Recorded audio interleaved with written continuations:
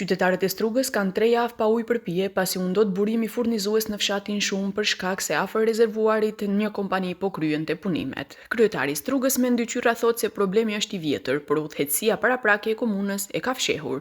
Ai ka disa alternativa për zgjidhje.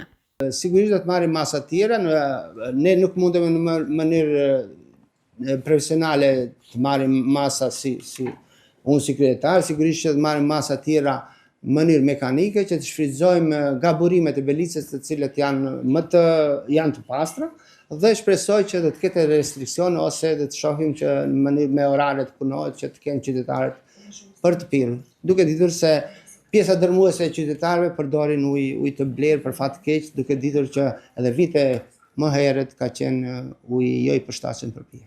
Këto qyra i tha në një konferencë ku prezantoi punën e bërë në 100 ditët e para në krye të komunës. Opozitarja BDI e kritikoi duke thënë se janë 100 ditë zhgënjimi, Struga pa ujë, pa projekte të reja dhe me shkelje e paqartësi. Ndërkohë realiteti i qytetarëve është krejt tjetër. Për rreth 20 vite Struga mbeti pa ujë të pishëm, një situatë alarmante dhe pa precedent në historinë e qytetit. Në vend të zgjidhjes së problemit pa arsyetim dhe tentativë për zhvendosje të përgjegjësisë, edhe sot situata me furnizimin me ujë mbetet shqetësuese dhe pa një plan të qartë afatgjat. Për problematikën kanë reaguar edhe nga zyra e rajonale e avokatit të popullit, nga ku thonë se nëse furnizimi me ujë nuk garanton ujë të sigurt për pije, shërbimi konsiderohet i mangët dhe qytetarët nuk duhet të paguajnë fatura deri në momentin e përdorimit të ujit për pije.